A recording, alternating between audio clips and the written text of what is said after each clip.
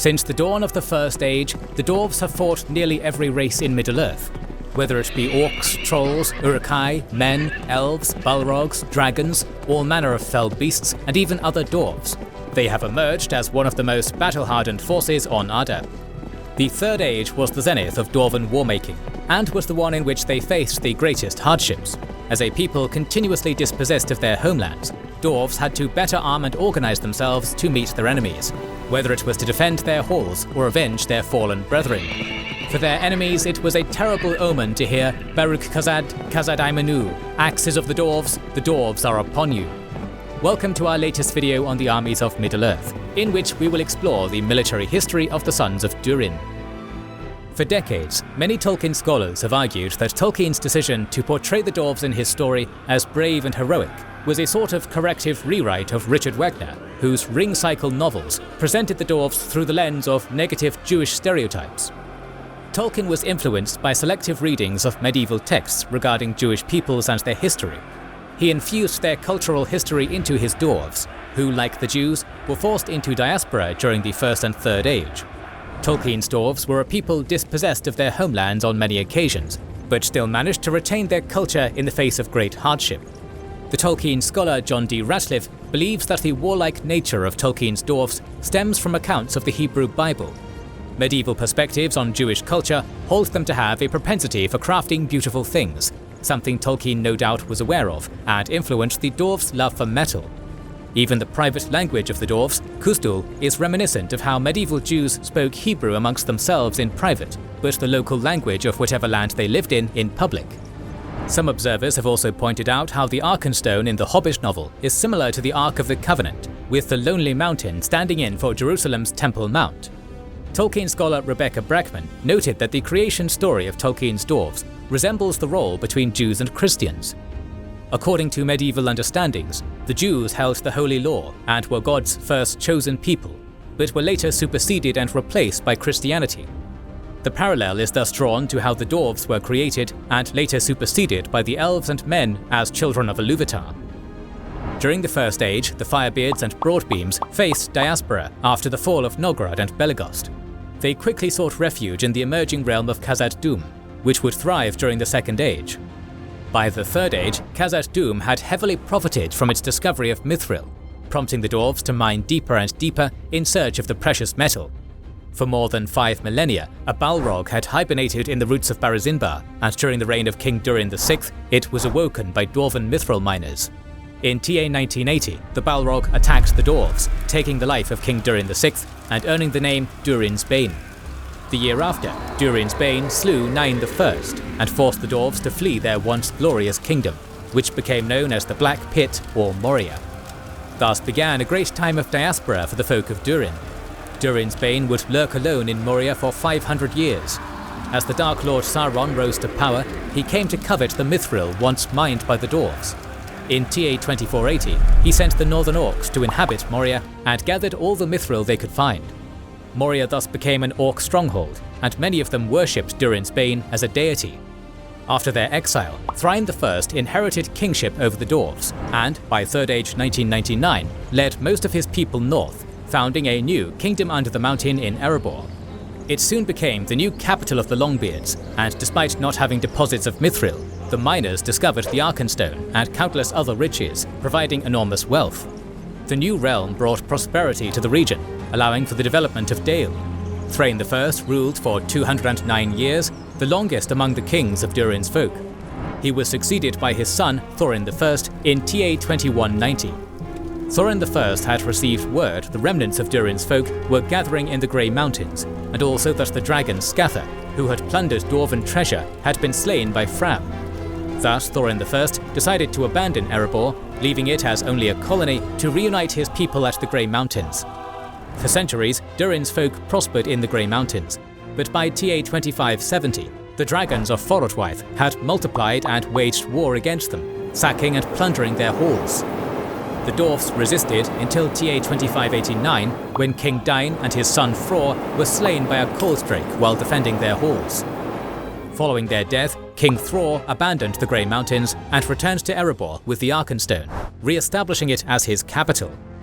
Meanwhile, King Dain I's brother Gror led some of their people to the Iron Hills, becoming the first Dwarven lord of that region. His realm became the strongest in the north, and would be the only one standing between Sauron and his desire to destroy Rivendell or reclaim Angmar. Meanwhile, Erebor prospered once more under King Thror.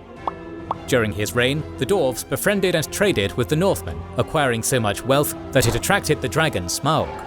Everything was to change in TA 2770. On a warm afternoon, as Thorin was out hunting, a gigantic shadow engulfed them, and they glimpsed the immense shape of a great drake, the last great dragon of Middle-earth, Smaug. Riding towards Erebor, Thorin witnessed what had hours earlier been determined impenetrable defences torn asunder.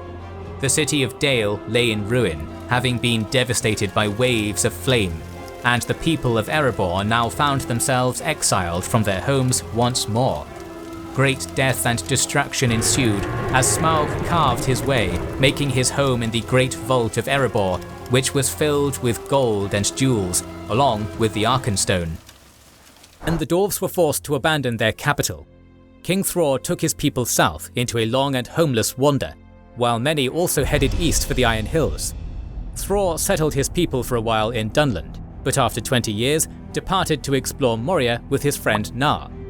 There he found the East Gate open, and despite the protest of his friend, went inside and was killed by the orcs of Moria. The orc chieftain Azog tossed his severed head down the steps alongside a small purse of coins to Nar, calling him a beggar.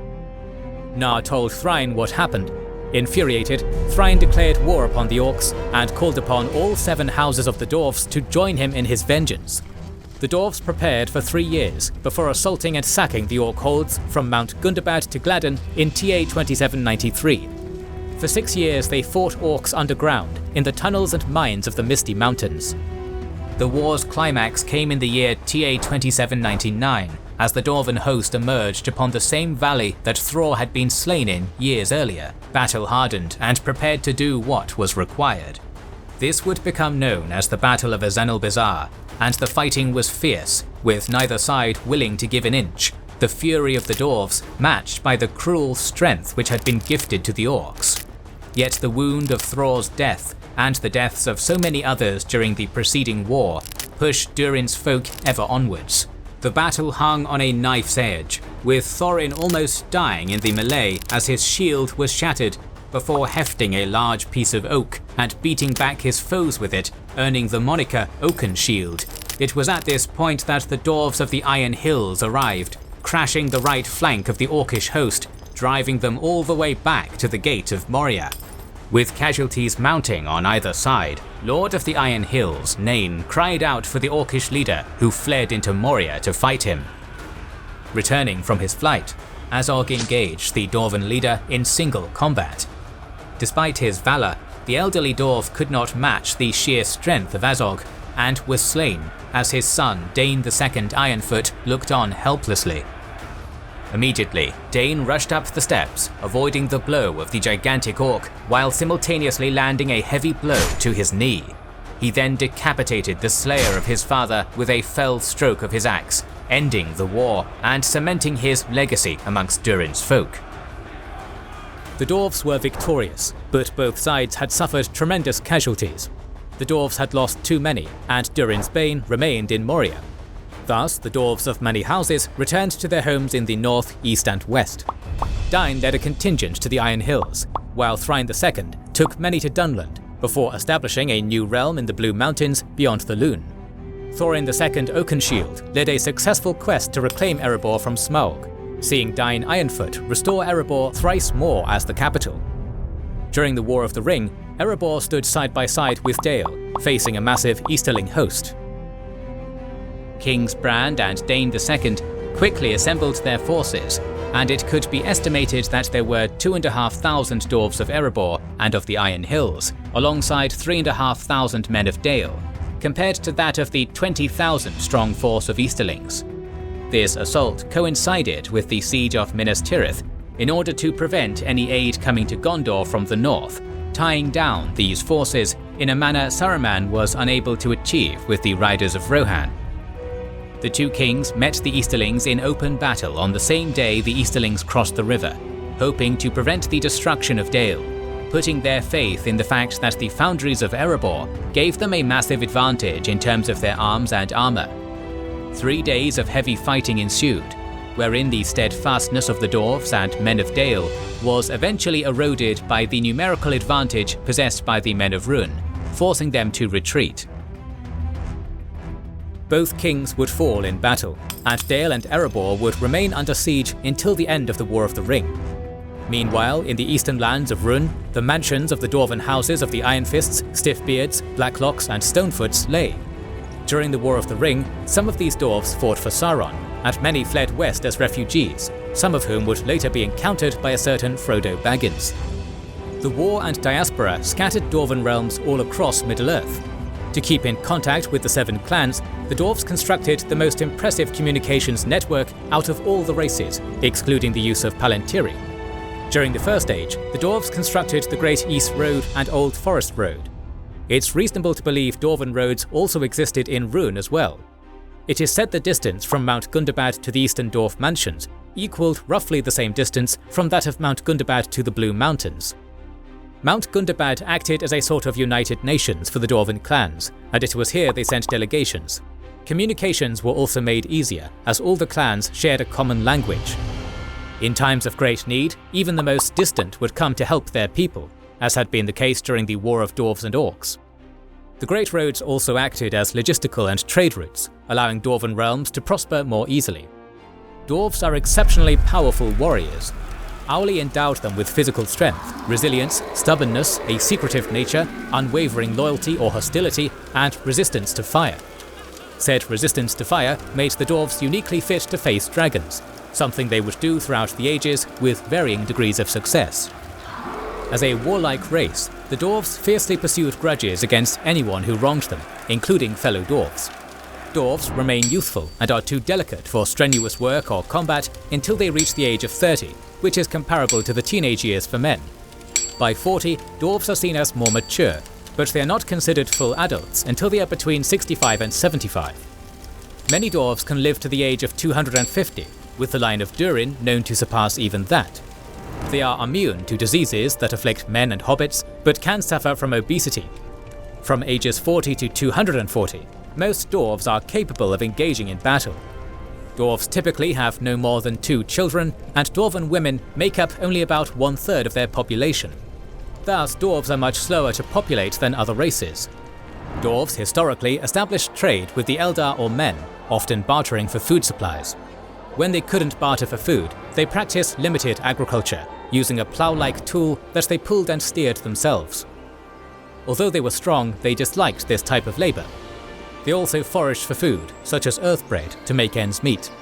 Earth bread also could have provided a sort of foodstuff appropriate for marching armies, similar to lembas. Dwarven expertise in crafting weapons and armour was unmatched, even by the Noldor.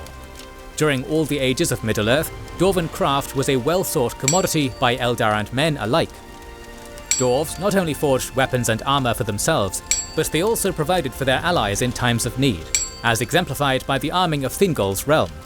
Dwarves crafted some of the greatest weapons and armour throughout all of the ages.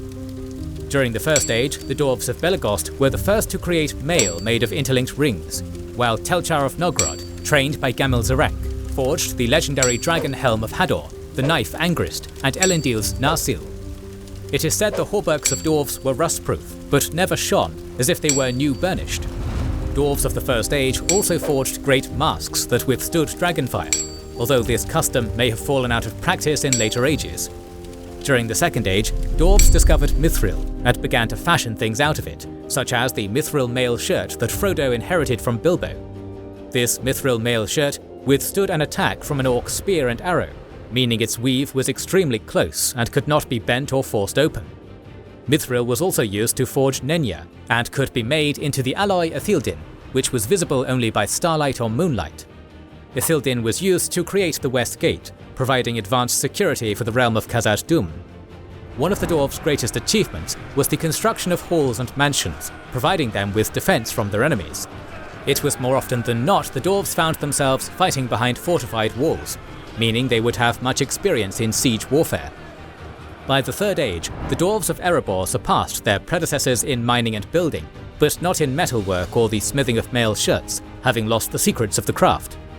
Thus, dwarves would have been unable to forge new mail shirts and lost access to mithril after the loss of Moria. Yet much armour and weaponry had survived the past 3 ages and could still be utilised. The treasure hoarded by Smaug revealed some of the finest weapons and armour available during the Third Age: mail coats, conical helms, shields, spears, axes and swords. Thorin and his company used these to great effect during the Battle of 5 Armies. During said battle, Dain Ironfoot and the dwarves of the Iron Hills wielded great mattocks, broad short swords as sidearms, circular shields on their backs, and forged a metal mesh with which they made armoured leggings. Dwarves abide by a clan structure built around the 7 houses. Durin's folk were led by kings owing to the lineage of Durin the Deathless. There do not seem to be instances of coups or inner clan wars. In fact, the quest to reclaim Erebor highlights how loyal dwarves are to their leadership class. They hold a strong warrior code and have an extreme form of military discipline, as highlighted by their willingness to face superior numbers or die for a cause, such as avenging the death of King Thror. Unlike the other races, dwarves did not mingle with animals and thus had no form of cavalry. Dwarves also feared the sea and did not partake in shipbuilding or seafaring. They operated exclusively as heavily armed infantry, excelling in underground combat, such as within mines and tunnels. It is reasonable to deduce that the dwarves also excelled in mountain warfare, as many of their wars took place atop mountains.